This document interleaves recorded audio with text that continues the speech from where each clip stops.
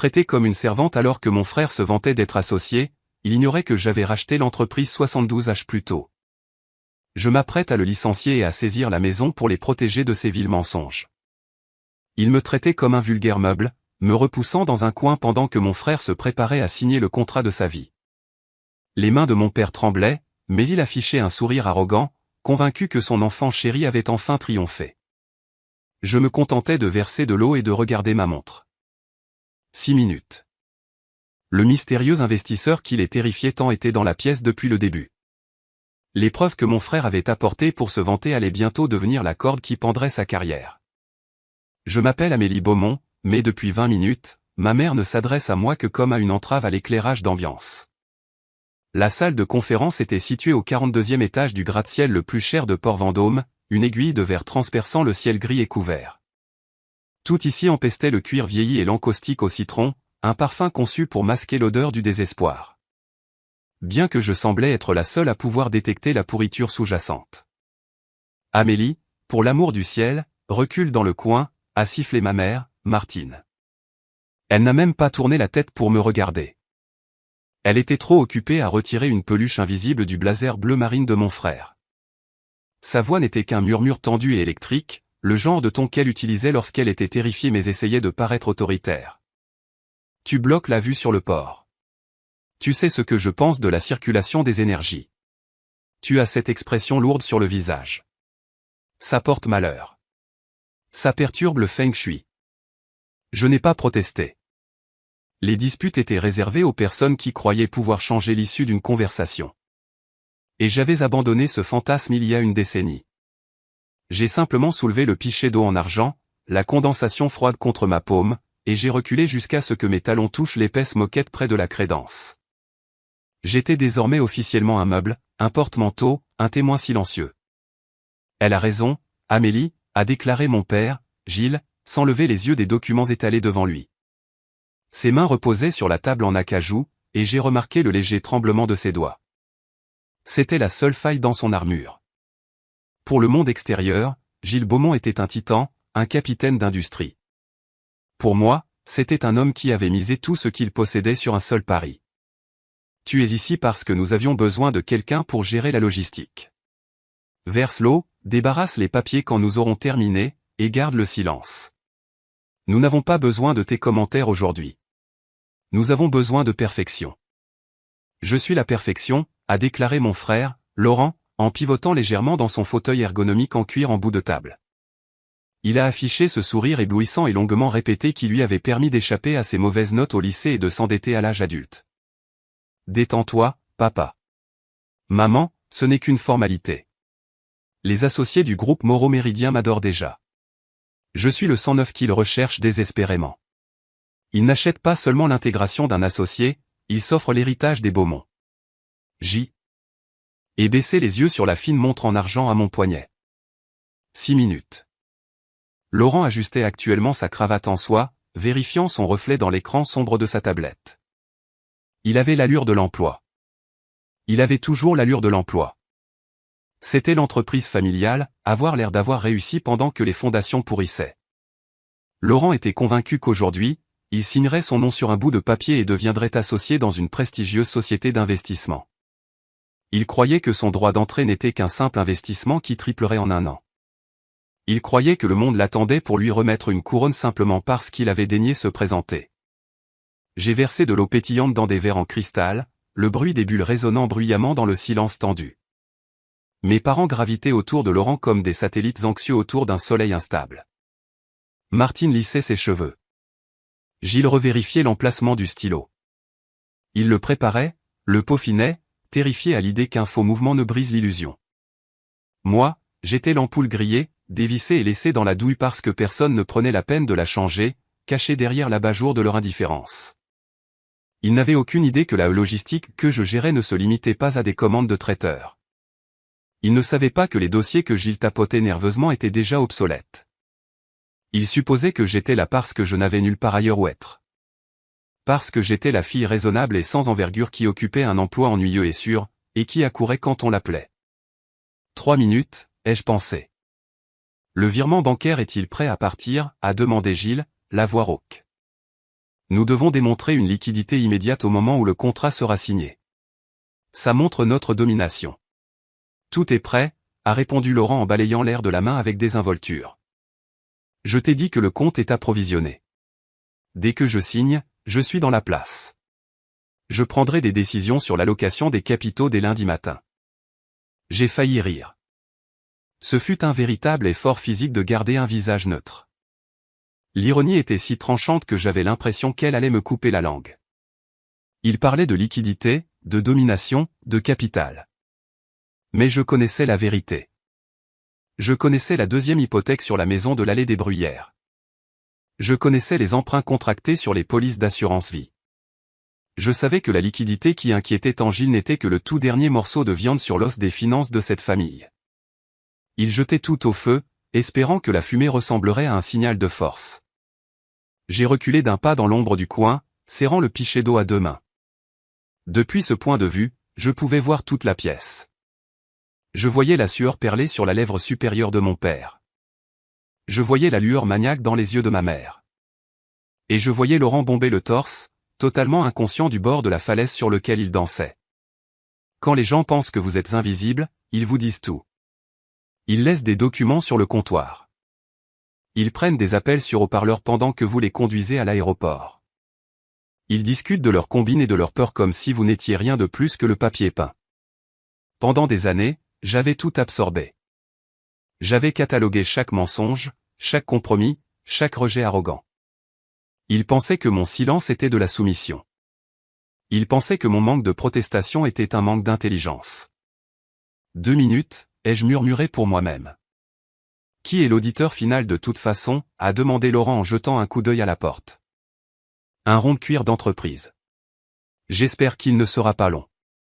J'ai réservé une table à l'écrin à 19h pour fêter ça. Un simple agent de conformité, a marmonné Gilles. Ne t'inquiète pas pour lui. Tu lui montres simplement les chiffres, tu signes les papiers, et il mettra son coup de tampon. Ces gens ne sont que de la bureaucratie. Ils travaillent pour un salaire. Toi, tu achètes l'entreprise. N'oublie pas la dynamique du pouvoir. Compris, Laurent a dit en ajustant ses poignets de chemise. La dynamique du pouvoir. C'était l'expression préférée de mon père. Il croyait que le pouvoir était quelque chose que l'on projetait, quelque chose que l'on portait comme un costume. Il ne comprenait pas que le vrai pouvoir ne consistait pas à être la personne la plus bruyante de la pièce. Le vrai pouvoir consistait à savoir où les cadavres étaient enterrés parce que c'était vous qui teniez la pelle. J'ai regardé la lourde porte en chêne. 1 minute. Mon cœur battait à un rythme régulier et calme contre mes côtes. Il n'y avait pas d'adrénaline, seulement un sens du devoir froid et cristallin. J'avais passé toute une vie à être la déception, l'exemple à ne pas suivre, celle qui jouait la sécurité. Cette sécurité prenait fin aujourd'hui. Les comptes allaient être équilibrés. Amélie, a de nouveau claqué ma mère, sa voix coupant mes pensées. Arrête de fixer la porte. Tu as l'air d'une biche effarouchée. Rends-toi utile et vérifie s'il y a des serviettes propres sur la desserte. Nous voulons que tout soit impeccable quand il entrera. Je me suis déplacé lentement, délibérément. Je n'ai pas vérifié les serviettes. J'ai dépassé la desserte. J'ai dépassé la crédence. J'ai marché jusqu'à me tenir directement derrière la chaise vide à l'autre bout de la table, la chaise réservée aux représentants du groupe d'investissement. Amélie, a aboyé Gilles, le visage rouge de colère. Que fais-tu? Éloigne-toi de là. C'est pour le représentant des associés. Retourne dans ton coin. En fait, ai-je dit, ma voix claire et assurée remplissant la pièce d'une manière inédite. J'ai posé le pichet d'eau sur la table avec un bruit sourd et solide. Je trouve que la vue d'ici est très bien. Mon père s'est levé, sa chaise raclant violemment le sol. As-tu perdu la tête? Assieds-toi ou sors. J'ai regardé ma montre une dernière fois. 0. La lourde porte en chêne s'est ouverte, mais personne ne l'a franchie. La pièce est devenue silencieuse, attendant l'étranger, le sauveur, l'homme qui validerait l'existence de Laurent, mais l'encadrement de la porte est resté vide. J'ai levé les yeux vers ma famille confuse, vers mon frère, figé au milieu d'une salutation répétée, et j'ai souri. Ce n'était pas un sourire bienveillant. Tu peux te rasseoir, papa, ai-je dit en posant mes mains sur le dossier du fauteuil en cuir. Ce qu'ils ignoraient, ce qu'ils ne pouvaient absolument pas comprendre dans leur arrogance, c'était que la personne qu'ils attendaient, la personne détenant les clés de leur avenir et le pouvoir de détruire leur passé, était la personne qu'ils venaient d'humilier. Pour comprendre pourquoi je me tenais dans ce coin avec un pichet d'eau pendant que mon frère se préparait à signer la perte de la retraite de nos parents, il faut comprendre comment Gilles Beaumont voyait le monde. Pour mon père, une famille n'était pas une unité d'amour ou de hasard biologique. C'était un portefeuille d'investissement. Dès notre naissance, l'allocation des actifs a été décidée. Laurent était l'action de croissance à haut rendement, l'entreprise spéculative qui monterait inévitablement en flèche et paierait le yacht, la maison d'été et l'héritage. Il était le ticket gagnant. Moi, en revanche, j'étais le passif. J'étais l'obligation sur qui battait à peine l'inflation, le coût d'entretien, la perte sèche. J'étais les frais généraux qu'il devait tolérer pour faire tourner la machine. Je me souviens quand Laurent a eu 16 ans.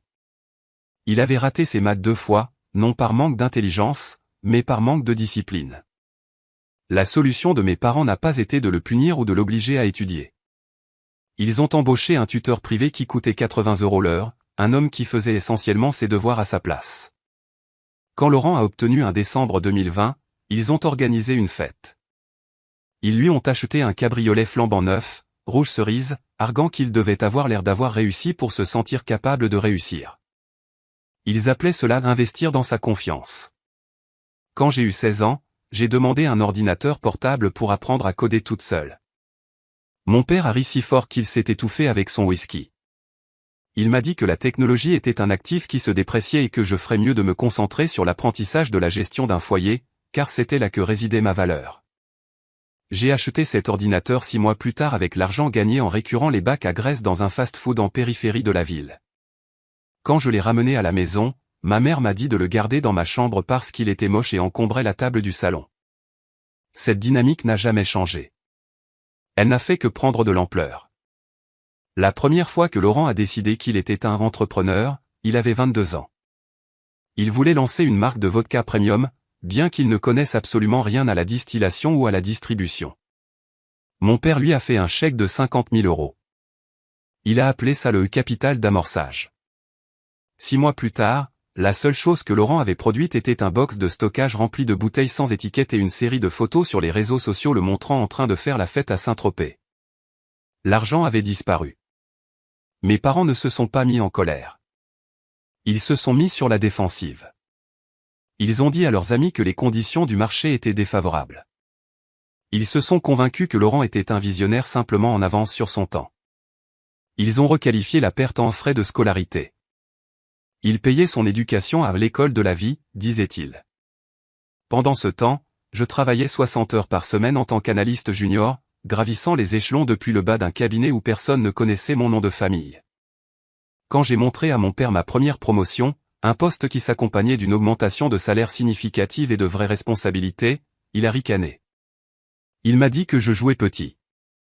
Il a dit que j'étais hostile au risque, une abeille ouvrière destinée à servir les rois et les reines de ce monde.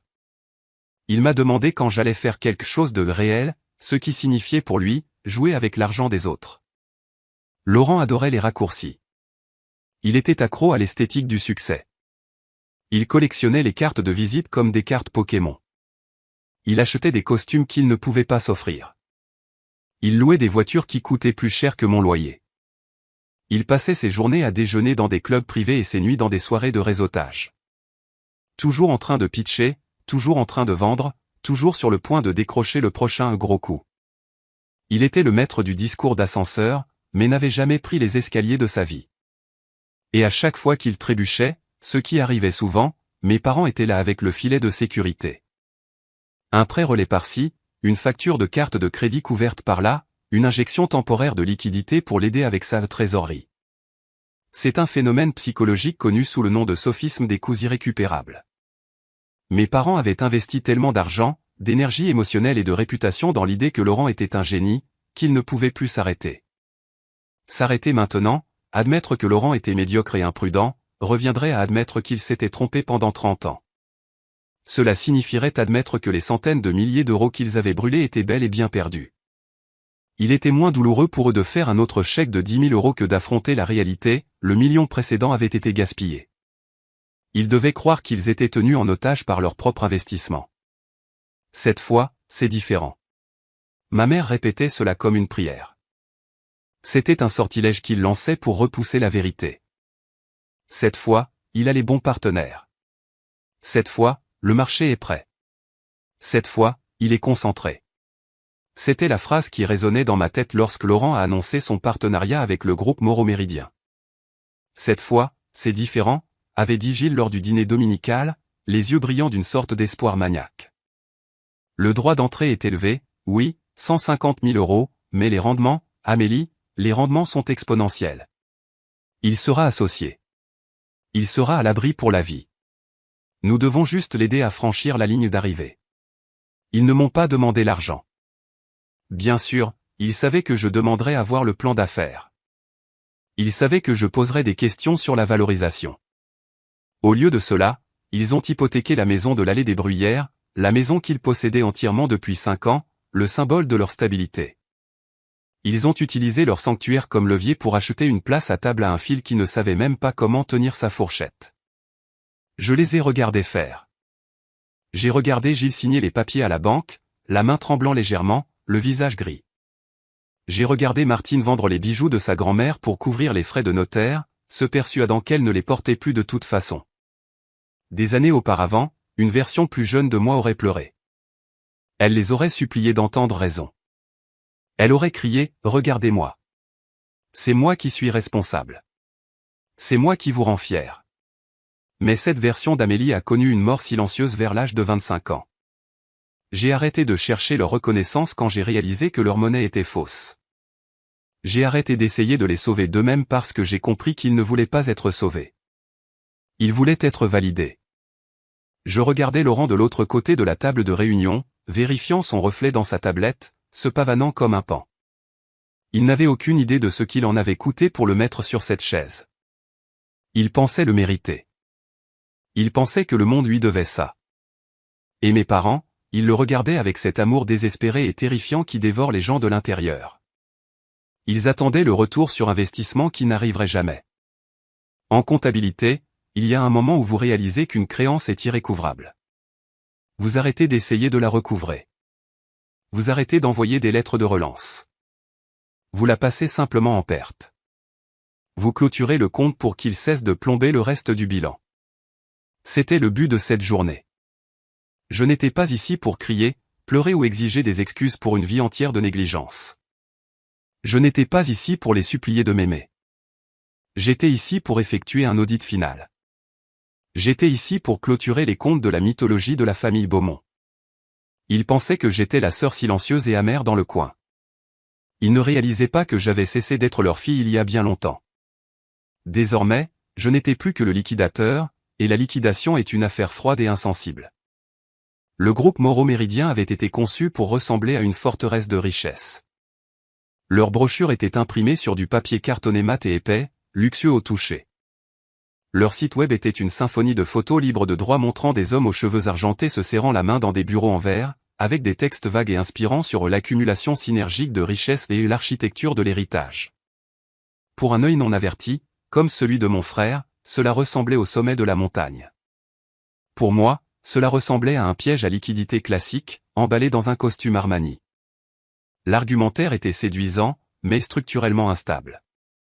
Il recrutait des associés, un titre qui flatte l'ego, mais la condition d'entrée était un apport de 150 000 €. En échange, il promettait une voie rapide vers l'actionnariat, un bureau d'anglais des primes trimestrielles qui défiait la logique du marché. Il prétendait que ces places étaient extrêmement limitées et que l'offre expirerait dans 48 heures. Haute pression, haute exclusivité, haute promesse de rendement. C'était le trio gagnant d'un prédateur cherchant un repas désespéré. Laurent avait mordu à l'hameçon sans réfléchir. Ils m'ont chassé, Amélie, s'était-il vanté au dîner 2 semaines plus tôt, faisant tourner son vin dans son verre. Ils ont vu mon profil sur LinkedIn. Ils reconnaissent le talent quand ils le voient. Ils ont dit qu'ils avaient besoin de quelqu'un avec ma vision. J'étais assise là, coupant mon steak, sachant exactement quel genre de vision intéressait Moreau Méridien. Ils ne cherchaient pas des génies de la finance. Ils chassaient des baleines, ou dans le cas de Laurent, un baleineau ayant accès à la ligne de crédit d'une baleine. Ils cherchaient des liquidités pour boucher les trous de leur propre navire en train de couler. Ma famille pense que je gère de la logistique ou de la paperasse. C'est un flou bien pratique qui leur permet d'ignorer ma véritable carrière. En réalité, je suis analyste principal en restructuration pour Capital Rive Nord. Mon travail n'est pas de rendre les gens riches. C'est de disséquer les entreprises qui se meurent. Je regarde les bilans de la même manière qu'un médecin légiste examine un cadavre. Je trouve la cause du décès, les dettes cachées, les actifs gonflés, l'hémorragie opérationnelle. 3 semaines plus tôt, mon logiciel interne d'analyse des risques, un système exclusif que nous appelons le Vautour, avait signalé une série d'actifs en difficulté dans le secteur des entreprises de taille intermédiaire. L'un d'eux était une société écran liée au groupe Mauro Méridien. J'ai creusé. Il n'a pas fallu longtemps pour trouver la pourriture.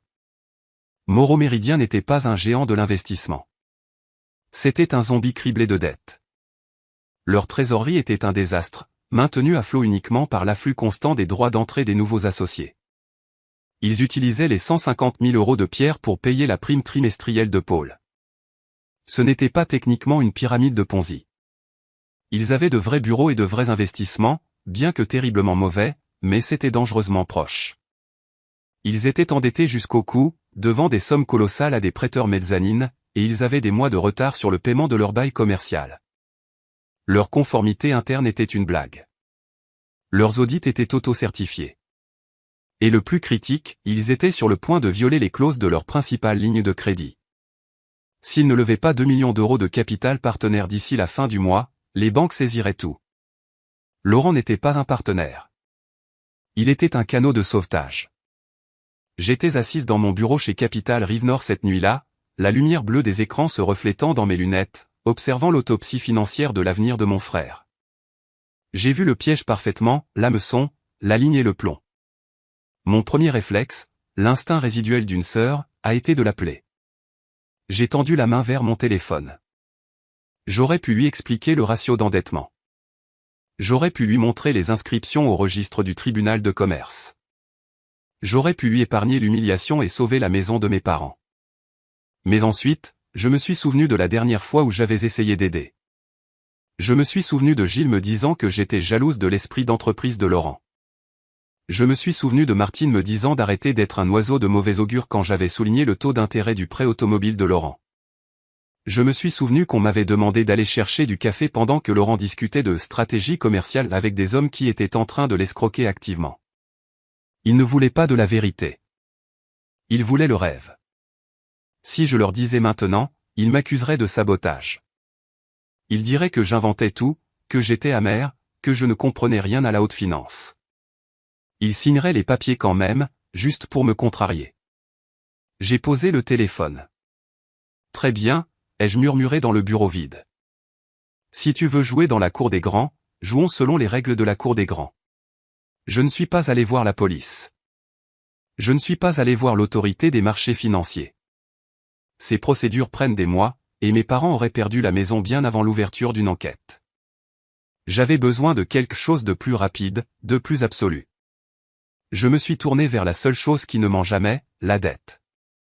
Le principal créancier de Mauro Méridien était un fonds de créances douteuses cherchant à se débarrasser de ses positions risquées. Ils en avaient marre de courir après les paiements.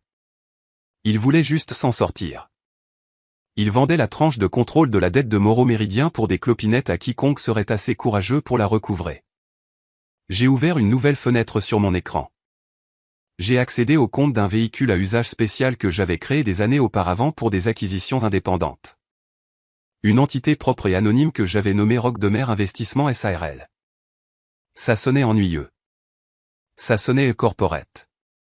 Ça ressemblait au genre d'entreprise qui pouvait vous avaler tout cru sans faire le moindre bruit. J'ai vérifié ma propre liquidité. C'était juste, représentant presque chaque euro que j'avais économisé, investi et fait fructifier sur une décennie à manger des sandwichs au thon et à travailler 80 heures par semaine. C'était mon fonds de liberté. C'était l'argent que j'allais utiliser pour quitter cette ville et ne jamais regarder en arrière. Mais ceci était mieux que de partir. C'était une conclusion. J'ai tapé le montant de l'offre. C'était agressif, mais l'argent liquide est roi dans une vente de détresse. J'ai cliqué sur exécuter. La transaction a été validée en 12 secondes. Je n'ai pas acheté une place à table comme Laurent. Je n'ai pas acheté un titre. Je n'ai pas acheté une promesse de richesse future. J'ai acheté la dette de manière effective. Depuis 72 heures, Roc de Mer Investissement SARL possédait l'âme financière du groupe Moreau Méridien. J'étais désormais leur créancier de premier rang. Je détenais le privilège sur leurs actifs. J'avais le droit d'exiger le remboursement immédiat des prêts s'ils échouaient à un test de solvabilité. Et plus important encore, j'avais le droit d'approuver ou de rejeter les changements de personnel clés pendant une période de restructuration. Laurent pensait qu'il entrait dans cette salle de conférence pour rejoindre le club. Il ne réalisait pas que le club avait été vendu et que la nouvelle propriétaire était la fille debout dans le coin avec le pichet d'eau. J'avais le statut juridique. J'avais le moyen de pression. Maintenant, j'avais juste besoin d'une mise en scène. J'avais besoin qu'il s'engage dans le mensonge une dernière fois devant des témoins, devant l'auditeur. J'avais besoin que Laurent signe de son nom sur la ligne pointillée, prouvant son intention, prouvant son imprudence. Avant que je ne retire le tapis sous ses pieds. Je n'allais pas les sauver avec des mots. J'allais les sauver avec une offre publique d'achat hostile. 72 heures. C'était l'âge exact de la nouvelle réalité dans laquelle nous vivions. Bien que les 3 autres personnes dans la pièce fonctionnaient encore sur une ligne temporelle expirée depuis 3 jours. Lorsque j'ai utilisé Roc de Mer Investissement SARL pour acheter la tranche de contrôle de la dette de Moreau Méridien, je n'ai pas seulement acquis un instrument financier. J'ai acquis le droit de leur souffler dans le cou. En vertu des clauses strictes de l'accord d'achat de créances douteuses, plus précisément la clause 4B concernant la supervision opérationnelle en cas de risque d'insolvabilité, le nouveau créancier, moi, avait l'autorité unilatérale pour restructurer la conformité interne. Cela signifiait que je pouvais geler les actifs. Cela signifiait que je pouvais suspendre toutes les activités de recrutement, y compris l'intégration de nouveaux associés. Cela signifiait que je pouvais exiger un audit médico-légal immédiat sur place de tout capital entrant. Et surtout, chose peut-être la plus satisfaisante, cela me donnait le pouvoir exécutif de résilier tout contrat de travail posant un risque fiduciaire pour l'entreprise. Je n'avais pas acheté l'entreprise pour la diriger. Je ne l'avais pas acheté pour mettre mon nom sur la porte. J'avais acheté le coût financier de la bête, et ma main se resserrait actuellement autour de sa trachée. Mais je ne pouvais pas être celle qui manierait la hache directement. Pas encore. Si je me levais et me déclarais propriétaire, Gilles et Martine hurleraient à la trahison. Ils prétendraient que je mentais, que j'avais volé l'argent ou que j'essayais simplement de gâcher le grand moment de Laurent par pure méchanceté. Ils en feraient une foire d'empoigne émotionnelle familiale. Et dans une foire d'empoigne, les faits se perdent. J'avais besoin d'un bourreau portant un costume et une mallette. J'avais besoin de quelqu'un de froid, de professionnel et d'une neutralité terrifiante. C'est pour cela que j'avais engagé Monsieur Delacroix. Monsieur Delacroix n'était pas un acteur. C'était un véritable expert comptable judiciaire de haut niveau et un agent de conformité avec lequel j'avais travaillé sur un précédent cas de restructuration à Paris.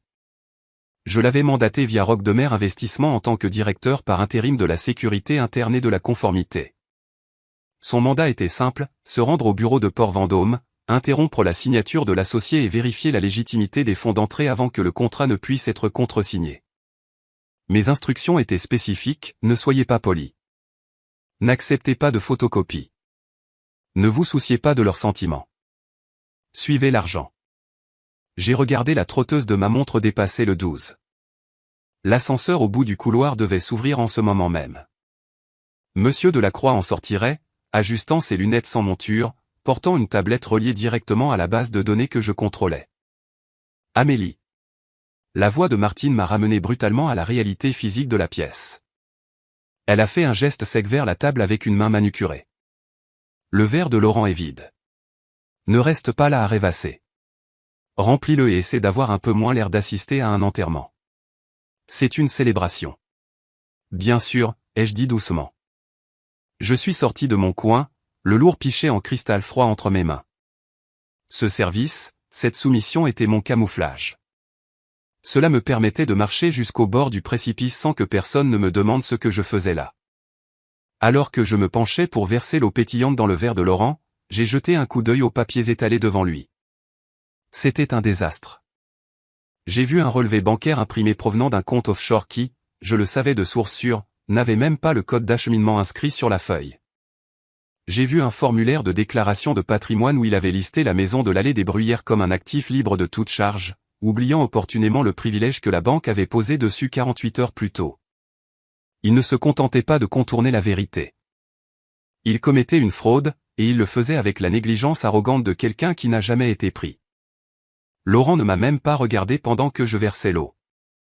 Il était trop occupé à envoyer des textos sous la table. Probablement à une petite amie à qui il avait promis un voyage à Dubaï une fois sa prime encaissée. L'odeur de son eau de Cologne, un mélange de bois de santal et de confiance imméritée, était étouffante. « Merci, ma grande », a-t-il dit avec dédain, sans quitter son téléphone des yeux. « Je t'en prie », ai-je répondu. Je n'étais pas en train de lui tendre un piège. C'est l'idée fausse que les gens se font souvent de la vengeance. Vous n'avez pas besoin de creuser une fosse pour un homme qui marche les yeux fermés. Vous devez simplement vous abstenir de crier pour l'avertir. Je n'étais pas le chasseur. J'étais le miroir. Tout ce que j'avais fait, c'était mettre en place un reflet en haute définition de ce qu'était réellement Laurent. S'il s'y regardait et voyait un monstre, c'était sa création, pas la mienne. Je me suis retiré vers la desserte, posant le pichet sur un sous-verre. D'ici, je pouvais voir le visage de mon père. Il avait l'air hagard, les rides autour de ses yeux creusés par l'inquiétude. Même s'il forçait un sourire, il savait que c'était un pari, il savait qu'ils étaient sur le fil du rasoir, mais il s'était convaincu que la seule issue était de foncer. Il pariait la maison pour regagner la voiture. J'ai touché la poche de mon blazer. À l'intérieur, soigneusement pliés, se trouvaient 2 documents que j'avais préparés la veille. Le premier était un avis de licenciement pour Laurent Beaumont, invoquant une déclaration frauduleuse d'actifs et le non-respect des normes éthiques du groupe Moreau-Méridien. Le second était un montage juridique de transfert de propriété. C'était un instrument complexe, mais concrètement, c'était un canot de sauvetage. Cela placerait la maison de l'Allée des Bruyères dans une fiducie protectrice, la mettant à l'abri des retombées immédiates de la faillite inévitable de Laurent, à condition que mes parents acceptent de céder le contrôle de l'actif à l'administrateur de la fiducie, moi. J'avais écrit 2 fins pour cette histoire. Dans la première version, Laurent admet qu'il n'a pas l'argent, retire sa candidature, et nous rentrons tous à la maison. Il est humilié, oui, mais il n'est pas détruit. La maison est sauve. Le mensonge se termine discrètement. Dans la deuxième version, la version que je savais inéluctable, Laurent s'obstine. Il ment à Monsieur Delacroix. Il présente les faux documents. Il essaie de bluffer un homme qui mange des bluffs au petit déjeuner. Et ce faisant, il déclenche la clause de faute grave qui me permet non seulement de le renvoyer, mais de le blacklister de l'industrie et d'exposer la fraude aux agences d'évaluation du crédit. J'ai regardé à nouveau la lourde porte en chêne.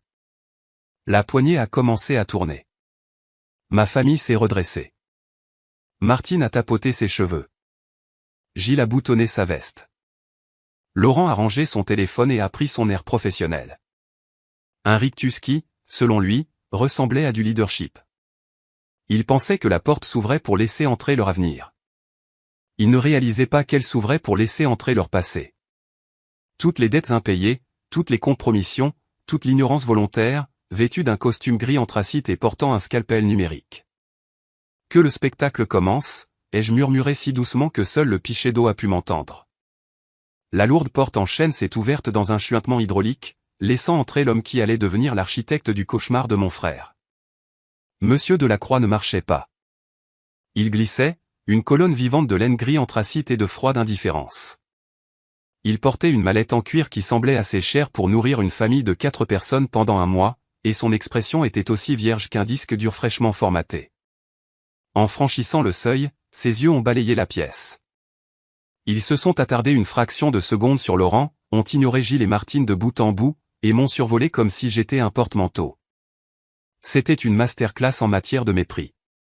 Il s'est assis à l'autre bout de la table en acajou, sans serrer de main, sans sourire, sans offrir la moindre platitude sur le temps ou les embouteillages.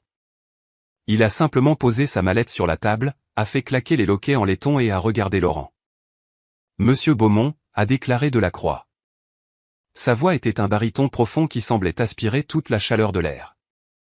Passons les préambules. Mon emploi du temps est très serré et je présume que vous avez hâte de conclure votre affaire. L'ambition est une bonne chose, mais la liquidité est encore meilleure. Laurent a cligné des yeux, son offensive de charme répétait mourant dans sa gorge. Il s'était préparé à de grandes tapes dans le dos avec un visionnaire comme lui, pas à un interrogatoire par un auditeur médico-légal. Mais mon frère était pourvu d'une résilience à toute épreuve dans ses illusions. Il a retrouvé son sourire, bien qu'il ait semblé un peu plus fragile qu'il y a 5 minutes. Absolument, a dit Laurent en se penchant en avant et en faisant glisser un épais dossier relié sur la table. La couverture était frappée du logo Moreau Méridien en lettres d'or. J'apprécie un homme qui valorise l'efficacité. Tout est en ordre.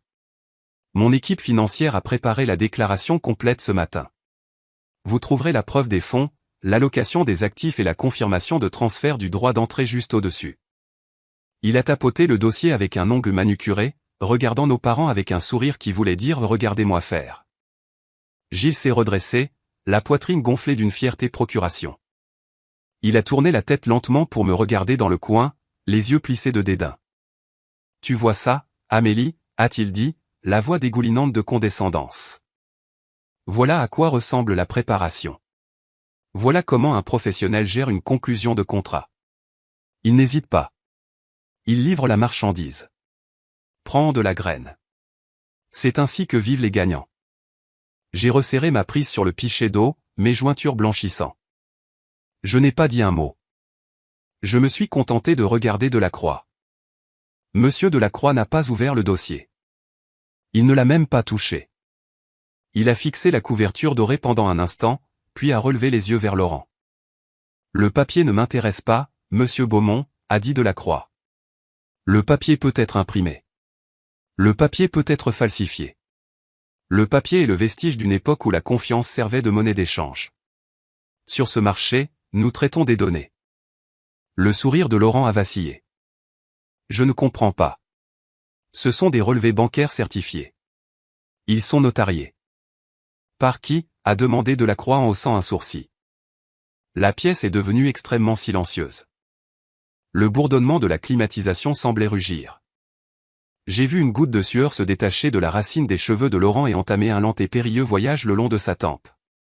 Il s'est tortillé sur son siège.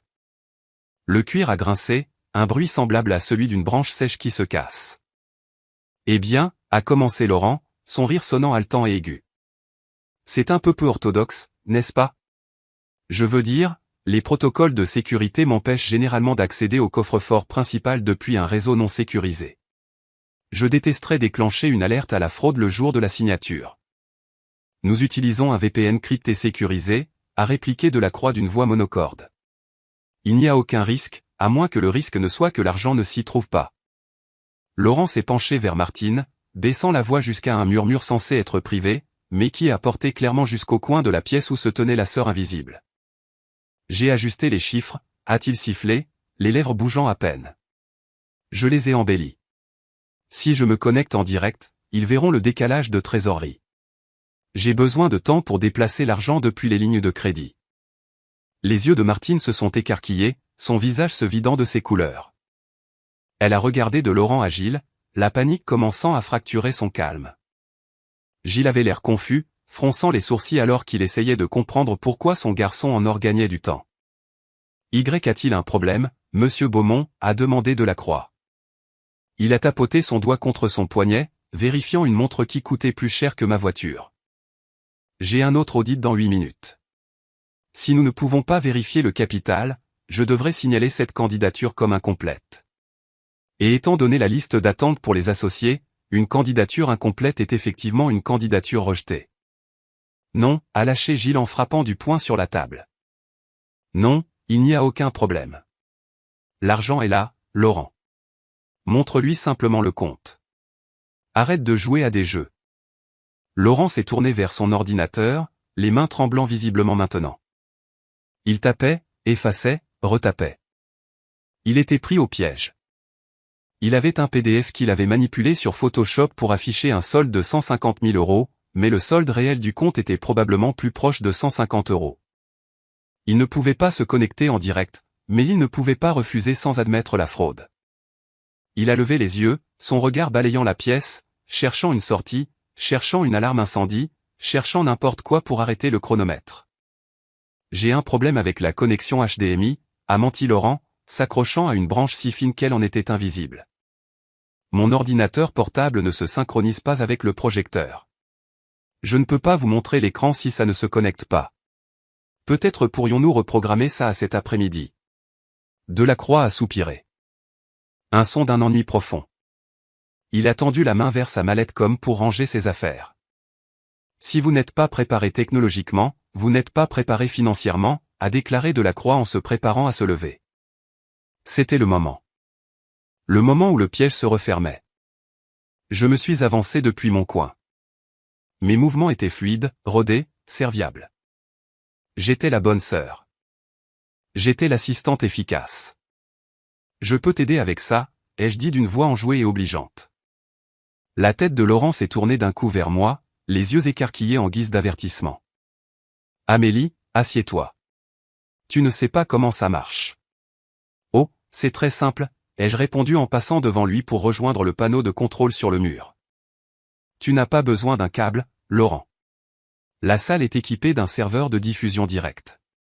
Puisque tu as déjà le fichier ouvert sur ton bureau, je peux juste établir la connexion pour toi.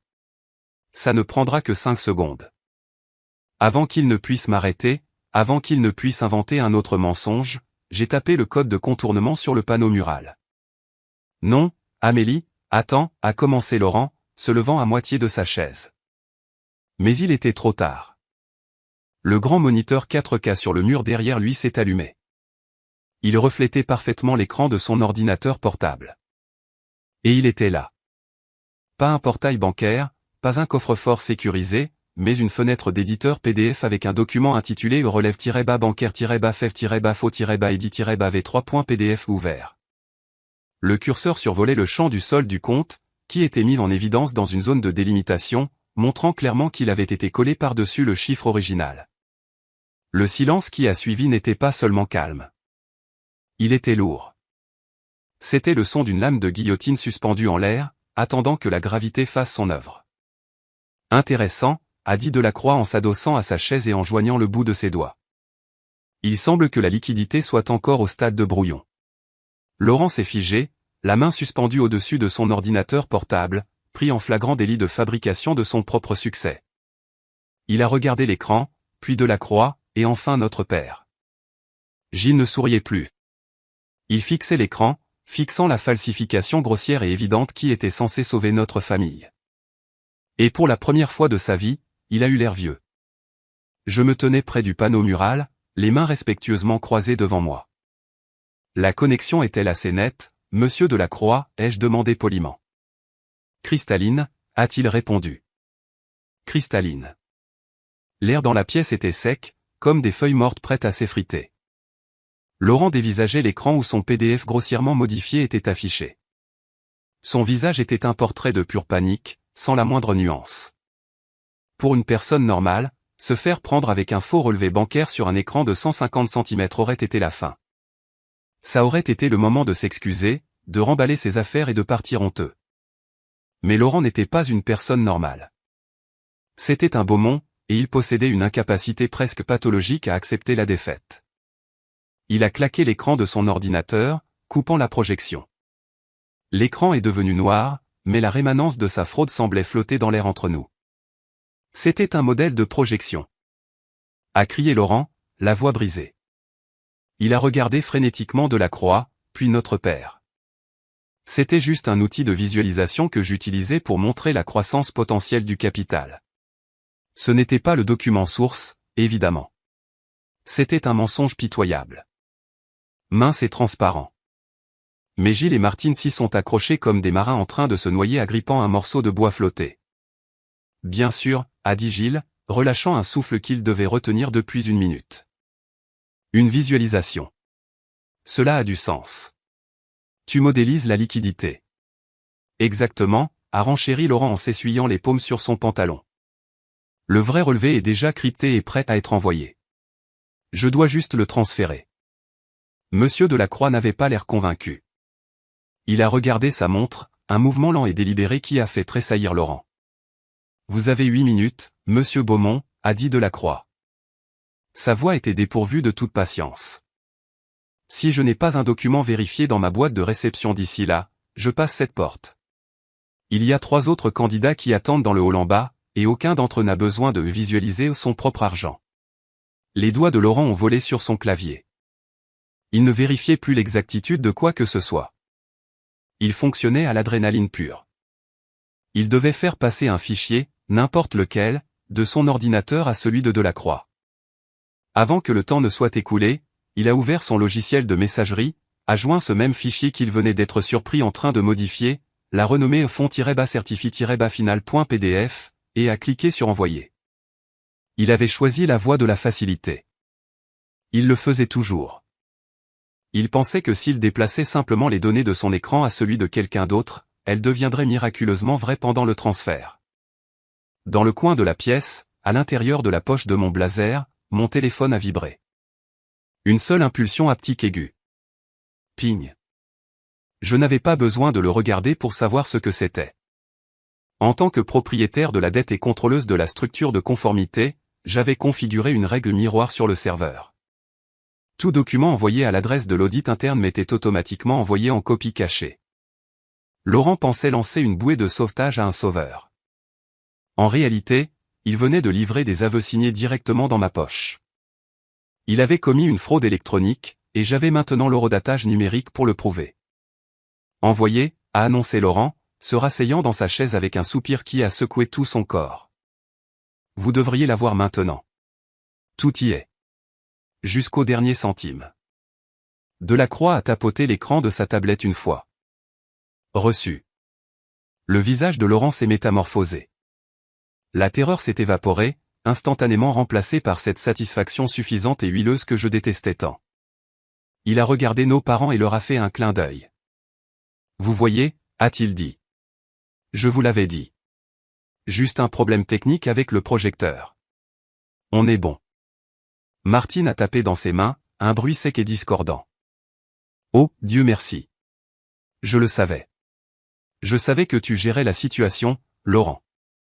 Tu m'as fait une de ces peurs pendant une seconde, mais tu es toujours plein de ressources.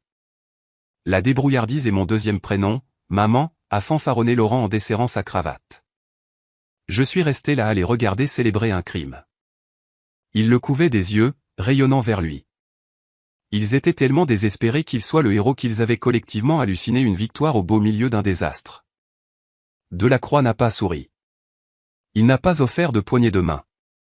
Il a fixé la tablette, faisant défiler le document que Laurent avait envoyé. Je savais exactement ce qu'il voyait. Je n'avais pas besoin d'être analyste judiciaire pour savoir que les métadonnées de ce fichier étaient un champ de ruines. La date de création indiquerait il y a 5 minutes. La balise d'auteur serait le MacBook de Laurent plutôt que le serveur sécurisé d'une banque. La police de caractère des chiffres ne correspondait probablement même pas à celle de l'entête de la banque. Ce n'était pas seulement un faux. C'était une insulte au faux. Mais Delacroix a simplement hoché la tête. Ce fut un geste mécanique et froid. Les chiffres correspondent à vos affirmations, a dit Delacroix. Il n'a pas dit que le document était authentique. Il a simplement dit que les chiffres correspondaient aux affirmations. C'était une nuance d'avocat. Totalement perdu pour ma famille. Laurent a pris cela comme une exonération totale. Il s'est levé et s'est approché de la fenêtre, regardant la ville qu'il pensait être sur le point de conquérir. Ce n'est que le début, a-t-il déclaré, la voix résonnant d'une arrogance renouvelée. Une fois que ce partenariat sera officiel, les choses vont changer. Je lorgne sur une propriété sur les hauteurs. 5 chambres, piscine, portail privé. Et papa, tu pourras enfin changer cette vieille berline. Je pense qu'on va te prendre un modèle allemand, quelque chose qui en jette. Tu es un bon fils, Laurent, a dit Gilles, les yeux embués. J'ai toujours dit que ce serait toi qui nous élèverais. Et maman, a continué Laurent en faisant maintenant les 100 pas dans la pièce, ivre de sa propre illusion. On va t'obtenir cette adhésion au country club, le niveau platinum. Tu mérites d'y entrer la tête haute. Je le regardais tisser ses fantasmes, bâtir un château sur des fondations de boue. Il dépensait de l'argent qu'il n'avait pas, basé sur un travail qu'il n'avait pas obtenu, pour impressionner des gens qu'il ne respectait pas. Monsieur Beaumont, la voix de Delacroix a tranché la rêverie comme un scalpel. avant que vous ne commenciez à dépenser les dividendes de l'année prochaine. Nous avons un dernier obstacle administratif à franchir aujourd'hui. Laurent s'est retourné, toujours souriant. Dites-moi tout. Signature, biométrie. Je suis prêt. Sécurité, a dit Delacroix. Puisque le transfert électronique de vos fonds d'apport mettra 24 à 48 heures à être compensé par le système bancaire, nous ne pouvons pas vous installer officiellement en tant qu'associé aujourd'hui sur la seule base d'un PDF. Mais j'ai envoyé le fichier, a protesté Laurent, son sourire s'effaçant légèrement. Un fichier est une promesse, a rétorqué Delacroix d'un ton suave. Le cabinet exige une garantie pour bloquer le siège aujourd'hui. Pour éviter qu'un des autres candidats ne surenchérisse pendant que vos fonds sont en transit, nous exigeons une retenue temporaire de garantie. Garantie, a demandé Gilles en se redressant. Quel genre de garantie? Un bien immobilier, a répondu Delacroix. Il a plongé la main dans sa mallette et en a sorti un document unique et impeccable. Quelque chose pour combler le vide. Ce n'est qu'une pure formalité, bien sûr. Un privilège qui se dissout automatiquement à l'instant où les 150 000 € touchent notre compte. Ça montre simplement au conseil d'administration que vous êtes sérieux. Laurent a regardé le document. Puis Gilles. J'ai vu les rouages tourner dans sa tête. Il savait qu'il n'y avait pas d'argent en route. Il savait que le transfert n'aboutirait jamais, mais il croyait aussi pouvoir arranger le coup. Il pensait que s'il parvenait simplement à obtenir le titre d'associé, il pourrait magouiller, emprunter ou voler l'argent avant l'échéance. Il avait juste besoin de gagner du temps. Et la seule monnaie d'échange qu'il lui restait pour acheter ce temps, c'était nos parents. C'est la procédure standard, papa, a dit Laurent en posant son regard de prédateur sur Gilles. Juste une formalité, comme il l'a dit. Ça disparaît dans 2 jours. Ça n'a aucune importance. Quelle propriété, a demandé Gilles, la voix tremblante. La maison, a dit Delacroix. Le 117 allée des Bruyères. C'est le seul actif avec suffisamment de capitaux propres pour couvrir la position. J'ai vu Gilles se recroqueviller. Cette maison était son sanctuaire. C'était la seule chose qu'il avait réussi à protéger des précédents désastres de Laurent. Il a regardé Martine. Il a regardé Laurent. Papa, allez, a insisté Laurent, sa voix commençant à trahir de l'irritation. Ne me fais pas honte maintenant. Nous sommes sur la ligne d'arrivée. Vas-tu laisser un peu de paperasse nous empêcher de gagner des millions? Pense au country club. Pense à l'héritage. Gilles a regardé le stylo que Delacroix avait posé sur la table. Il ressemblait moins à un instrument d'écriture qu'à un détonateur. C'est juste pour 48 heures, a demandé faiblement Gilles. Période de retenue standard, a confirmé Delacroix. Une fois les fonds validés, le privilège s'évanouit. Gilles a tendu la main vers le stylo. Je me tenais dans le coin, silencieux et immobile. Mon cœur battait la chamade, mais mon visage restait de marbre. J'aurais pu l'arrêter. J'aurais pu crier qu'il n'y avait aucun fonds à valider. Que le privilège ne se dissoudrait jamais. Qu'il cédait sa maison à une société écran contrôlée par sa fille ignorée. Mais je ne l'ai pas fait. J'avais besoin qu'il s'engage. J'avais besoin que l'encre soit fraîche.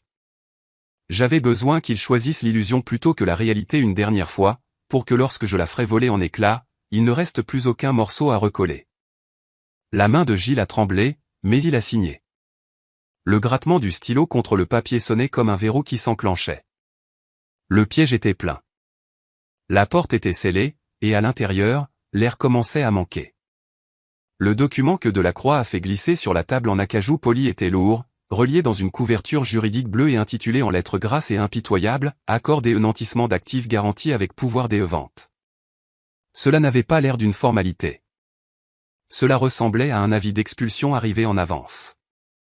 Il s'agit de l'instrument de privilège spécifique pour le 117 allée des Bruyères, a précisé Delacroix, sa voix dépouillant la pièce de toute chaleur résiduelle. Il n'a pas scié. Il n'a pas amorti le choc.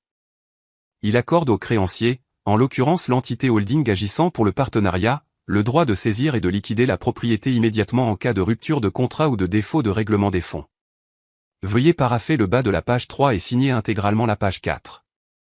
Gilles a dévisagé le papier. Sa main, qui tenait le stylo avec une détermination si désespérée un instant plus tôt, restait maintenant suspendue, tremblant comme une feuille dans la tempête. Cette maison n'était pas que du bois et des briques pour lui. C'était la seule chose dans sa vie qui lui appartenait vraiment. Les voitures étaient en leasing. L'adhésion au club privé était payée à tempérament. Les actions s'étaient envolées depuis longtemps. Mais la maison, la vaste demeure coloniale sur la colline, était la seule chose qui proclamait que Gilles Beaumont était un homme de substance. C'était le seul actif propre qui lui restait. Liquidation immédiate, a demandé Gilles, sa voix grêle et chevrotante. Cela semble excessif pour une retenue de 24 heures. Un billet à ordre standard suffirait sûrement. Les billets standards sont pour les risques standards, a rétorqué Delacroix en regardant de nouveau sa montre.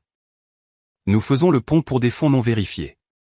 La prime de risque est élevée. Si vous êtes mal à l'aise, monsieur Beaumont, nous pouvons arrêter. J'informerai simplement le conseil d'administration que le candidat n'a pas pu satisfaire aux exigences de garantie. Il a tendu la main comme pour reprendre les papiers. C'était une feinte parfaite. Non, a aboyé Laurent en abattant sa main sur la table, dangereusement près des documents.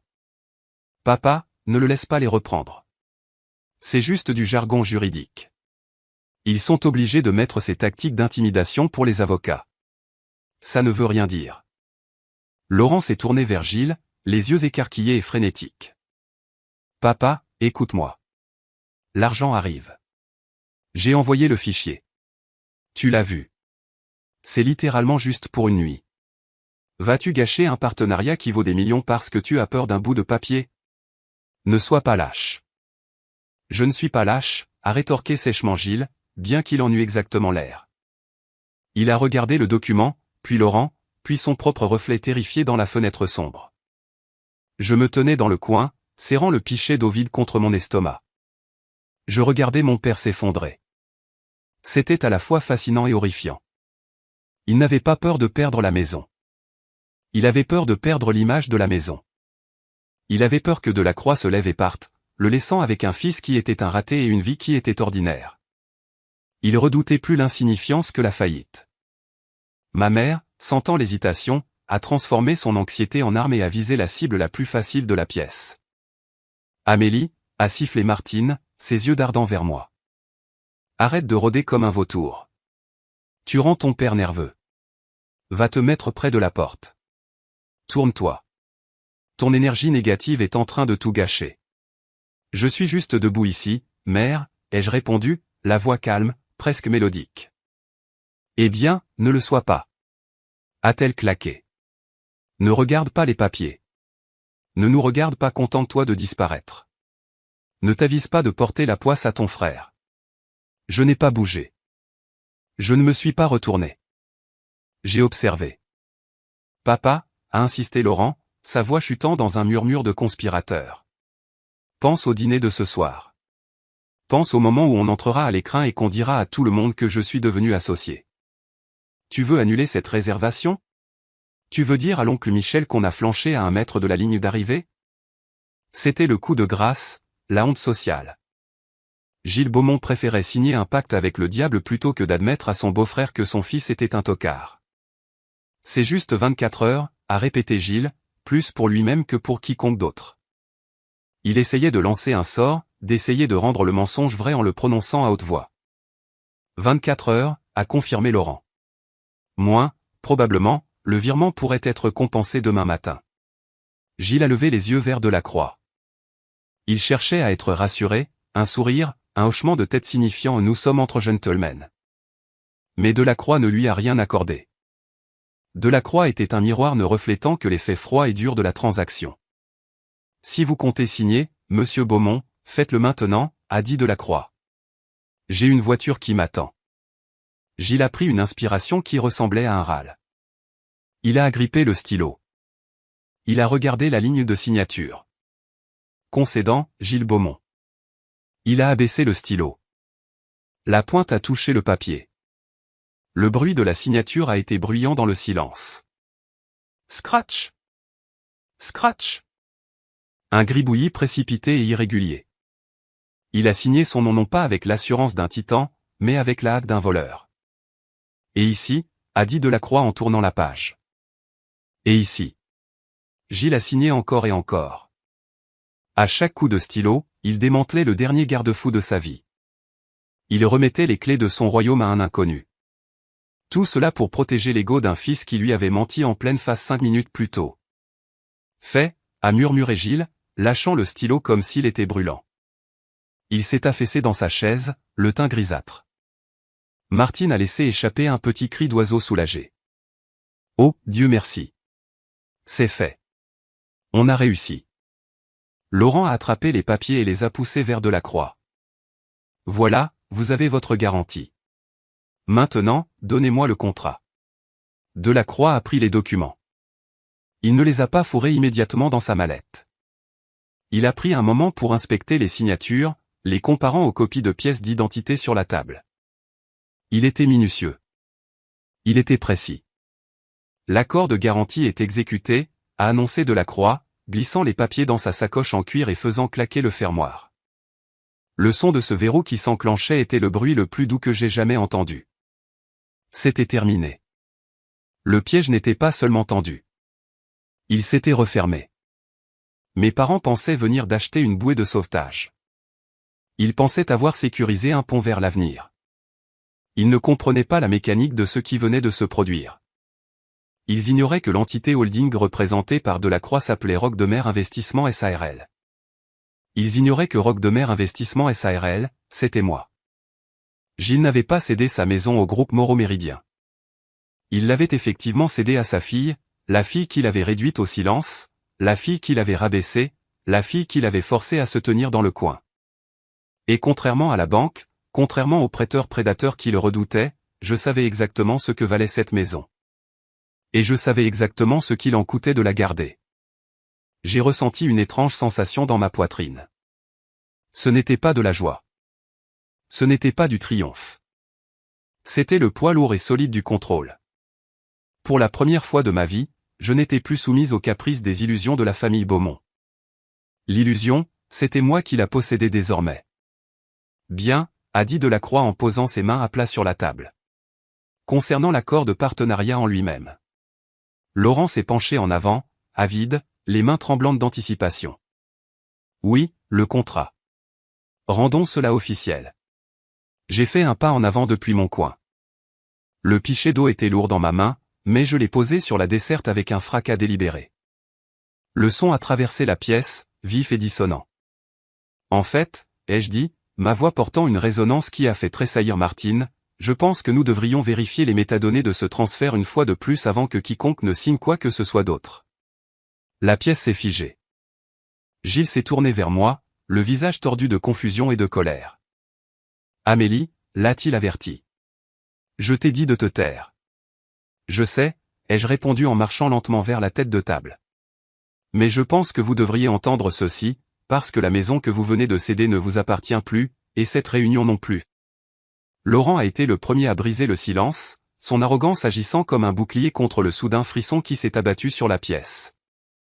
Il s'est adossé, croisant les doigts derrière sa tête, inconscient de la lame de guillotine suspendue à quelques centimètres de sa nuque. « Détends-toi, Amélie » a-t-il ricané, le son grinçant contre la tension.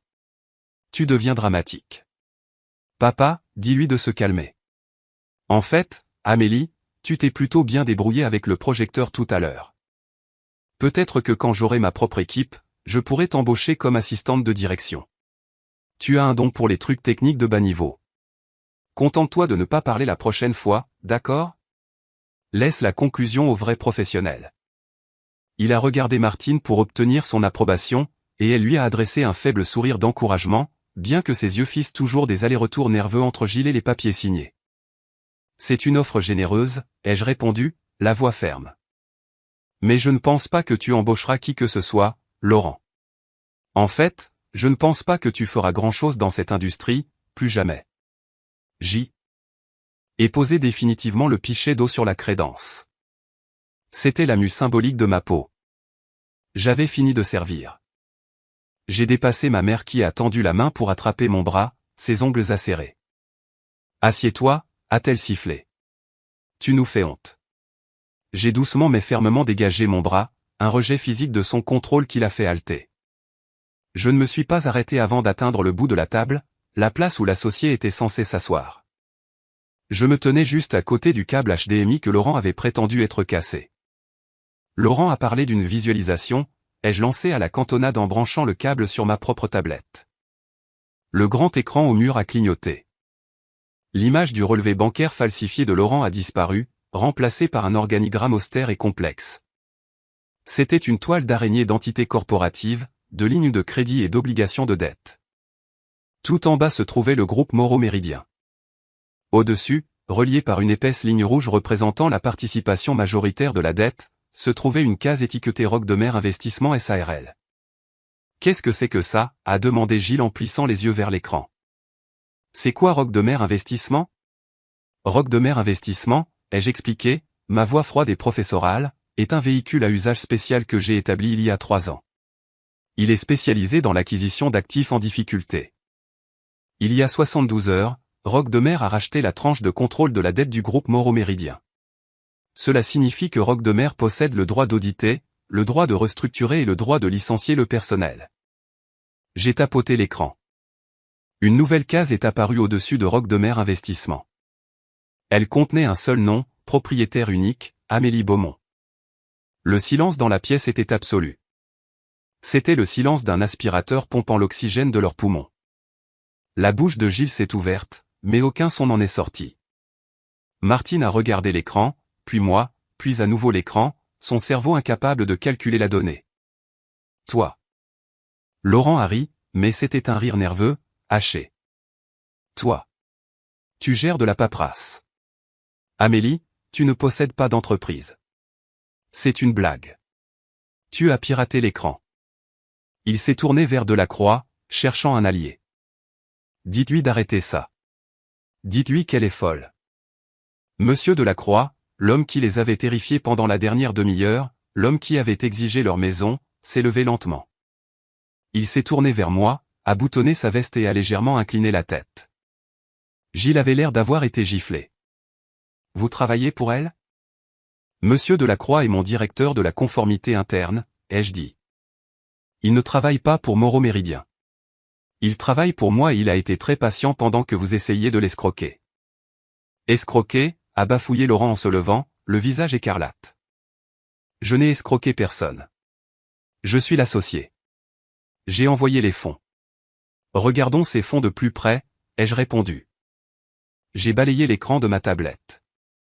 L'affichage a changé à nouveau. Cette fois, il montrait un flux en direct du portail bancaire auquel Delacroix avait accédé. À gauche se trouvait le PDF que Laurent avait envoyé par email, celui affichant un solde de 150 000 €. À droite se trouvait la requête en temps réel du numéro de compte associé à ce relevé. Le chiffre de droite n'était pas de 150 000 €. Il était de 342,16 €. Ceci, ai-je dit en pointant la gauche, est un crime. Fraude électronique, falsification de documents financiers, tentative de vol qualifié. J'ai pointé la droite. Ça, c'est la réalité. Tu n'as pas l'argent, Laurent. Tu n'as jamais eu l'argent. Tu as dépensé le reste de tes liquidités dans le costume que tu portes et dans le leasing d'une voiture que tu ne peux pas te payer. C'est un bug système, a hurlé Laurent en frappant du poing sur la table. La banque ne s'est pas mise à jour.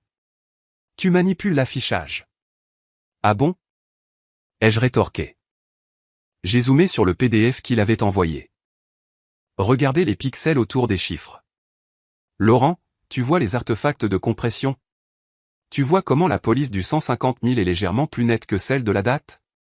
Tu as utilisé un masque de calque dans un éditeur PDF.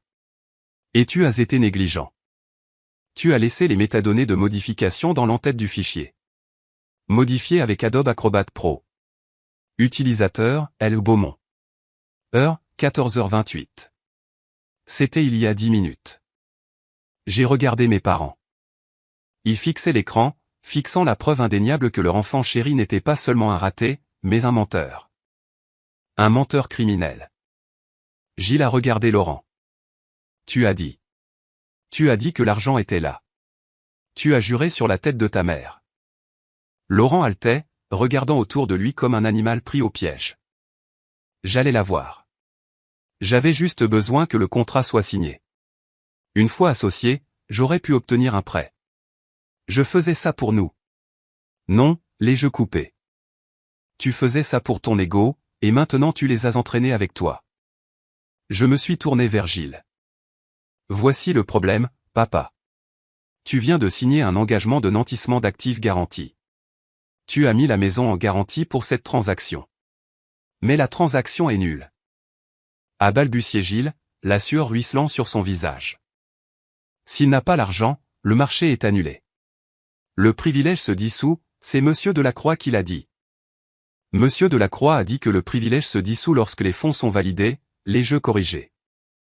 Les fonds ne seront jamais validés, ce qui signifie que le contrat est en défaut. Mais c'est pire que ça. Je me suis penché en avant, posant mes mains sur la table, dominant ce père qui m'avait fait me sentir minuscule toute ma vie. Parce que cette transaction était basée sur un document frauduleux, la garantie est maintenant considérée comme un instrument utilisé lors de la commission d'un crime. En signant ce papier, tu n'as pas seulement mis la maison en gage. Tu l'as liée à une enquête criminelle. Si j'appelais la police à cet instant pour leur remettre ce dossier, la maison serait gelée comme pièce à conviction. Elle serait saisie dans le cadre d'une procédure de confiscation des biens. Le visage de Gilles est devenu livide. Il a regardé le document dans la mallette de Delacroix. La mallette que je contrôlais effectivement. Tu ne ferais pas ça, a murmuré Martine, la voix tremblante. Nous sommes ta famille. Je suis la fille invisible, souviens-toi, ai-je dit froidement, récitant le rôle qu'il m'avait attribué. Je ne suis que la fille de la logistique. Et en ce moment, la logistique indique que vous venez d'hypothéquer votre maison pour soutenir un acte criminel contre une entreprise qui m'appartient. Alors, voici où nous en sommes, ai-je poursuivi, ma voix dure comme le diamant. Je ne suis pas venu ici pour te regarder réussir, Laurent. Je suis venu voir si tu étais capable de dire la vérité pour sauver ta famille. Et tu as échoué. Tu as regardé papa dans les yeux et tu l'as laissé signer sa vie entière juste pour pouvoir jouer au grand patron pendant 24 heures de plus. Laurent s'est affalé dans sa chaise, toute combativité l'ayant déserté. Il paraissait petit. Il ressemblait à un enfant qui avait cassé un vase et réalisé qu'il ne pouvait pas en cacher les morceaux. Mais je ne suis pas comme vous, ai-je déclaré à la cantonade. Je ne fonctionne pas à l'espoir. Je fonctionne avec des moyens de pression. Et là, tout de suite, c'est moi qui ai tous les pouvoirs. J'ai regardé Delacroix. Montrez-leur les options. J'ai plongé la main dans mon sac cabas en cuir et j'en ai sorti 2 grandes enveloppes distinctes. L'une était une pochette juridique rouge vif et agressive. L'autre était une chemise cartonnée beige standard. Je les ai placées côte à côte sur la table en acajou poli, juste entre le pichet d'eau que j'avais porté pendant des années et le relevé bancaire frauduleux que mon frère venait d'envoyer. La pièce était silencieuse, à l'exception du bourdonnement du serveur que j'avais piraté. Laurent était avachi sur sa chaise, le visage figé dans un masque de choc livide. Gilles et Martine me regardaient comme si je venais de m'exprimer dans une langue étrangère. D'une certaine manière, c'était le cas. Je parlais la langue des conséquences, un dialecte qu'ils n'avaient jamais pris la peine d'enseigner à leur fils. Nous sommes maintenant à la croisée des chemins, ai-je dit en posant le bout de mes doigts sur les enveloppes. C'est ici que s'arrête la théorie des jeux et que commence la réalité. Vous avez 2 choix. Ils sont non négociables et s'excluent mutuellement. J'ai tapoté la pochette rouge. Option numéro 1, ai-je commencé, la voix dénuée d'émotion. Nous appliquons la loi à la lettre. Je remets le dossier de preuve complet, le faux PDF, les métadonnées prouvant l'heure de modification, les historiques de discussion de Laurent conspirant pour escroquer une institution financière. Et la garantie d'actifs signée sous de faux prétextes à l'unité de conformité. Monsieur Delacroix sera légalement tenu de déposer une déclaration d'activité suspecte auprès des autorités fédérales et de l'AMF. La police interviendra. La maison sera saisie comme preuve dans une enquête pour fraude. Laurent fera presque certainement de la prison, et vous, maman et papa, passerez votre retraite au tribunal, à vous battre pour prouver que vous n'étiez pas complice. Martine a laissé échapper un sanglot étranglé, pressant sa main sur sa bouche. Gilles fixait la pochette rouge comme si elle était radioactive. Ou alors, ai-je dit en faisant glisser la chemise beige vers l'avant. Nous choisissons l'option numéro 2. La sortie par la petite porte. Qu'est-ce que la sortie par la petite porte, a demandé Gilles, la voix éraillée. C'est une restructuration, ai-je expliqué. Laurent signe un document retirant formellement sa candidature et renonçant à toute réclamation future contre le groupe Moreau Méridien ou l'une de ses filiales. Il admet une erreur administrative et se retire de cette industrie dans cette ville. Il s'en va. Et la maison, a demandé Gilles, le regard désespéré. Toi et maman signé un acte de transfert de propriété cédant le titre du 117 allée des Bruyères à une fiducie aveugle contrôlée par Roque de Mer Investissement, ai-je répondu. J'en deviens l'administratrice. Vous conservez le droit d'y vivre. Je paie les impôts. Je paie l'entretien. Mais vous perdez le droit de l'utiliser comme levier financier. Vous perdez le droit de l'hypothéquer. Et surtout, vous perdez le droit de la vendre pour renflouer Laurent à son prochain désastre. Tu veux voler notre maison, a hurlé Martine. Le choc avait laissé place à une rage soudaine et aiguë. Elle s'est levée, ses bracelets cliquetant furieusement. Tu n'as pas le droit. C'est notre maison. Nous t'y avons élevé. Comment oses-tu te tenir là et nous dicter tes conditions? Tu n'es que la fille qui répond au téléphone. Tu n'as aucun droit. Je l'ai regardé. Je l'ai vraiment regardé. Pendant 30 ans, sa voix m'avait fait tressaillir. Elle m'avait fait me sentir insignifiante. Mais aujourd'hui, debout en bout de table, je n'ai ressenti qu'une lucidité froide et implacable. Martine a ouvert la bouche pour protester, mais les mots sont morts dans sa gorge. Elle a regardé l'acier dans mes yeux et a réalisé, peut-être pour la première fois, qu'elle ne connaissait pas la femme qui se tenait devant elle. Gilles a tendu la main et a tiré la chemise beige vers lui. Ses mains tremblaient, mais il l'a ouverte. Il a commencé à lire. C'était un homme d'affaires, ou du moins il l'avait été. En parcourant les pages, j'ai vu la prise de conscience se faire jour en lui.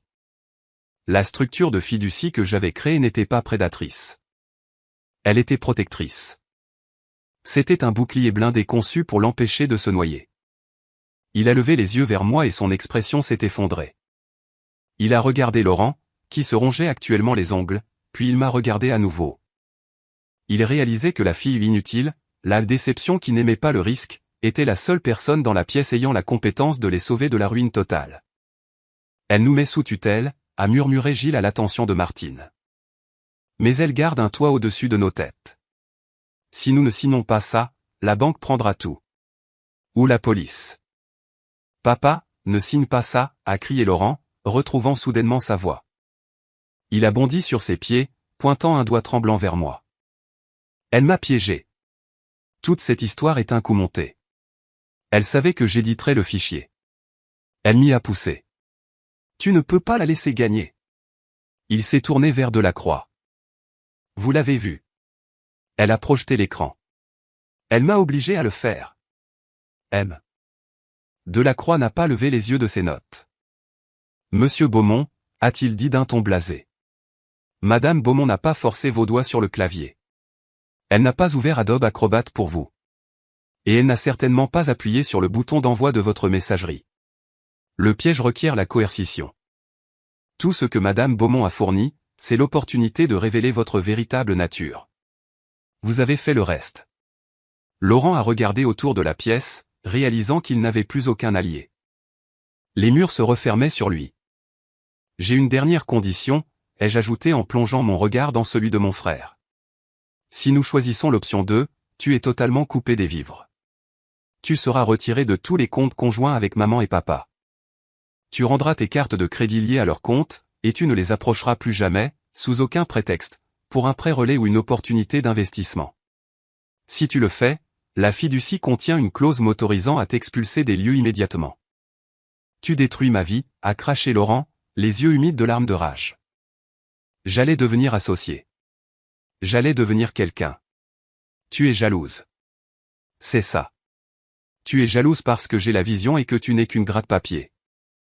J'ai ri. Un son court et sec. Cela m'amène au dernier détail, ai-je dit. La seule chose que tu n'as toujours pas comprise. J'ai de nouveau tapoté l'écran. L'organigramme a fait un zoom arrière. Il montrait la future structure du groupe Moreau Méridien sous ma direction. Tu n'arrêtes pas de parler de ce poste d'associé comme s'il s'agissait d'un trône qui t'attendait, ai-je expliqué. Mais tu te bases sur de vieilles informations. Une partie de ma stratégie d'acquisition impliquait une restructuration du niveau exécutif. J'ai fait glisser mon doigt sur la tablette reliée au grand écran. La case indiquant partenaire junior, nouvelle recrue est devenue rouge, puis s'est dissoute en pixels, disparaissant complètement de l'organigramme. J'ai supprimé ce poste il y a 10 minutes, ai-je annoncé. Il n'existe plus. Même si tu avais eu l'argent, même si tu n'avais pas menti, même si tu étais le génie que tu penses être, il n'y a pas de poste, Laurent. Je l'ai supprimé pour réduire les frais généraux. Laurent a fixé l'espace vide sur l'écran où son avenir était censé se trouver. Sa bouche est restée bée. La réalisation l'a frappé plus durement que les menaces judiciaires. Ce n'était pas seulement qu'il était renvoyé. C'était qu'il était insignifiant. En fait, ai-je prononcé, livrant les mots que j'avais répétés dans le miroir de mon âme pendant une décennie. Tu n'es pas seulement viré. Tu n'as même jamais été embauché. Tu étais une ligne budgétaire que j'ai décidé de rayer. J'ai poussé le stylo vers Gilles. Fais un choix, papa. Le dossier rouge ou le dossier beige. La police ou la fiducie. Tu as 60 secondes avant que Monsieur Delacroix ne parte. Et s'il franchit cette porte avec la pochette rouge, je ne pourrai pas l'arrêter. Gilles a regardé son fils, l'investissement brisé. Il a regardé sa femme, la complice terrifiée. Et puis il m'a regardé, l'auditrice. Il a pris le stylo. Il n'a pas regardé Laurent cette fois. Il a regardé la maison sur le papier, l'adresse qui le définissait, et il a réalisé que la seule façon de la garder était de capituler et d'abandonner sa fierté à la fille qu'il avait sous-estimée. Je suis désolé, Laurent, a murmuré Gilles. Il a signé l'acte de transfert. L'encre de l'acte de transfert était à peine sèche que l'atmosphère de la pièce était passée de la panique à une finalité creuse et retentissante. Gilles a lâché le stylo. Il a roulé sur la table en acajou, résonnant comme le marteau d'un juge frappant son socle. Il a regardé sa main comme si elle appartenait à un étranger, incapable de concevoir qu'il venait de céder son domaine à la fille qu'il avait ignorée pendant 30 ans. Je n'ai pas triomphé. Je n'ai pas souri. J'ai simplement tapoté l'écran de ma tablette une dernière fois, exécutant la commande finale de la séquence que j'avais programmée quelques jours plus tôt. L'acte est enregistré, ai-je déclaré, ma voix fendant le lourd silence. La fiducie est désormais active. L'actif est sécurisé. Laurent était toujours assis là, clignant rapidement des yeux, essayant de rassembler les fragments brisés de son ego. Il a regardé les papiers signés, puis moi, et une lueur de sa vieille défiance illusoire a étincelé dans ses yeux. Il a réajusté sa cravate. Le réflexe d'un homme qui croit que l'apparence peut primer sur la réalité. Très bien, a dit Laurent, la voix tremblante mais forte. Tu as la maison. Félicitations. Tu as gagné ta petite lutte de pouvoir, mais nous avons encore des affaires à régler. Même si le poste d'associé est techniquement suspendu, je suis toujours le contact principal pour cette transaction. C'est moi qui ai apporté cette relation sur la table. J'attends des honoraires de consultant pour avoir facilité l'acquisition, et je ne quitterai pas cette pièce tant que ma position ne sera pas clarifiée. Je l'ai regardé. C'était presque impressionnant de voir à quel point la pourriture du sentiment d'avoir tous les droits s'était enfouie profondément dans son âme. Il croyait sincèrement qu'après avoir tenté de commettre une fraude, après avoir failli perdre la maison de ses parents au profit d'une saisie policière, il pouvait encore négocier des honoraires. Ta position est parfaitement claire, ai-je dit en me penchant légèrement en avant. Mais rendons-la officielle pour les archives. Je me suis tourné vers Monsieur Delacroix. L'avis de licenciement est-il prêt ? Il l'est, a répondu Delacroix en tirant une seule feuille de papier immaculée de sa mallette. J'ai de nouveau regardé mon frère. Moreau Méridien, sous ma direction, exerce par la présente son droit d'annuler tout accord en cours avec vous suite à la soumission de documents financiers falsifiés. Votre candidature est rejetée sans appel. Votre accès au bâtiment est révoqué avec effet immédiat. Et quant à vos honoraires de consultant. J'ai fait une pause, laissant le silence s'étirer jusqu'à ce qu'il devienne douloureux. Il n'y a pas d'honoraires. Il n'y a pas de poste. Il n'y a pas de partenariat. En vérité, tu es viré. Les mots sont restés suspendus dans l'air, tranchants et absolus. Ce n'était pas seulement un rejet. C'était une gomme. Monsieur Delacroix, ai-je dit, veuillez récupérer ces accréditations. Delacroix s'est déplacé avec l'efficacité rapide et dépassionnée d'une machine. Il s'est approché de Laurent et a tendu la main. Votre badge visiteur, Monsieur Beaumont, et le dossier de présentation. Il s'agit de la propriété intellectuelle de l'entreprise. Laurent a serré le dossier contre sa poitrine comme un bouclier. Vous ne pouvez pas prendre ça. Mes notes sont à l'intérieur. Donnez-le-moi, a dit Delacroix. Sa voix n'est pas montée d'un ton, mais la menace était évidente. Ou la sécurité vous escortera vers la sortie. Laurent a regardé notre père, implorant son intervention. Papa, fais quelque chose. Elle m'humilie. Mais Gilles Beaumont n'a pas bougé. Il était affalé sur sa chaise, fixant l'espace vide sur la table où se trouvaient jadis ses rêves. La prise de conscience déferlait sur lui par vagues. Il ne pleurait pas seulement la perte du titre de propriété de la maison. Il pleurait la perte du mythe. Il avait passé sa vie entière à investir en Laurent, croyant que l'éclat de la surface signifiait qu'il y avait de l'or en dessous. Maintenant, il voyait la rouille. Il voyait la falsification. Il voyait l'incompétence. Il a menti, a chuchoté Gilles, la voix brisée. Il a menti à propos de l'argent. Il a menti à propos de l'emploi. Il a menti sur toute la ligne. Gilles, je t'en prie, a commencé Martine en lui tendant le bras.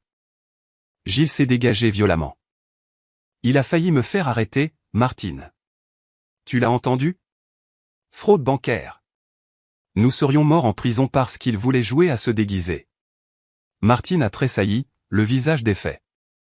Elle a regardé autour de la pièce, désespérée de trouver une nouvelle encre, une nouvelle source de stabilité. Ses yeux se sont posés sur moi. La fille qu'elle avait repoussée dans le coin. La fille qu'elle avait qualifiée de porte-malheur. Soudain, son visage s'est transformé. Le rictus méprisant a disparu, remplacé par un masque grotesque et flatteur d'affection maternelle. Elle a contourné précipitamment la table pour venir vers moi, tendant les mains pour attraper les miennes. Amélie, ma chérie, a-t-elle supplié, la voix poisseuse de fausses larmes. Tu es si intelligente. J'ai toujours dit à ton père que c'était toi la fille brillante. Tu nous as sauvés. Tu as fait ça pour nous protéger, n'est-ce pas? Nous sommes une famille.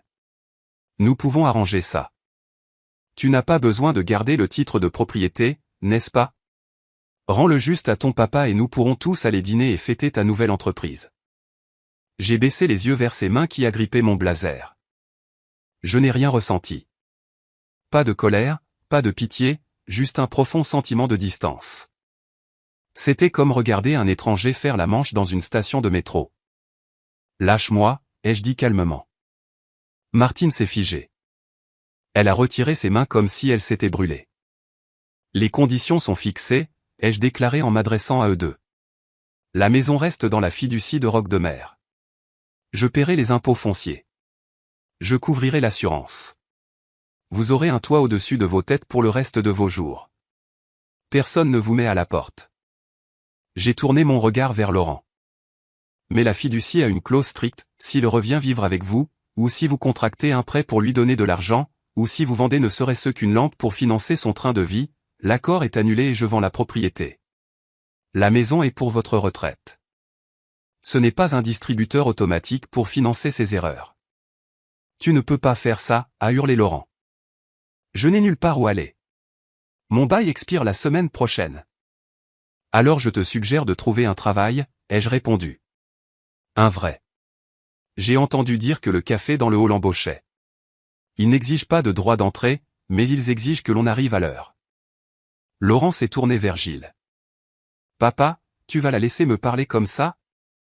Gilles s'est levé lentement. Il a regardé son fils, le regard froid et vide. Sors de ma vue, a dit Gilles. Laurent a reculé. Quoi? Tu m'as entendu? A crié Gilles. Tu nous as tout fait perdre. Tu es resté là à sourire pendant que tu jouais nos vies à la roulette. Amélie a raison. Tu es viré et tu n'as plus rien à faire ici. Mais maman a tenté Laurent. Martine lui a tourné le dos, pleurant dans ses mains. Pars, Laurent. Pars, c'est tout. Laurent est resté planté là, dépouillé de ses alliés, dépouillé de ses mensonges, dépouillé de la gloire imméritée qu'il portait comme un costume. Il m'a regardé une dernière fois, la haine brûlant dans ses yeux, mais il n'a vu aucune peur dans les miens. Il n'a vu qu'un mur qu'il ne pouvait pas escalader. Il a attrapé son manteau et a quitté la pièce en trombe, la lourde porte claquant derrière lui avec un bruit sourd et final particulièrement satisfaisant. La pièce est redevenue silencieuse. Nous avons terminé ici, ai-je dit à Delacroix. Classez les dossiers. Bien, Madame Beaumont, a dit Delacroix en faisant claquer le fermoir de sa mallette. J'ai pris mon sac. Je n'avais pas besoin de rester. Je n'avais pas besoin d'entendre leurs excuses ou leurs justifications. J'ai marché vers la porte, mes talons claquant sur le sol. Un bruit d'autorité, et non plus de service. Amélie a appelé Gilles. Sa voix était brisée. Je me suis arrêté, la main sur la poignée en laiton. Je ne me suis pas retourné. Pourquoi? A-t-il demandé. Tu aurais pu simplement nous le dire. Pourquoi as-tu pris la maison? J'ai fait une pause. J'ai pensé aux années de négligence. J'ai pensé au coin de la pièce. J'ai pensé au sophisme des coups irrécupérables de leur amour. J'ai légèrement tourné la tête, le regardant par-dessus mon épaule.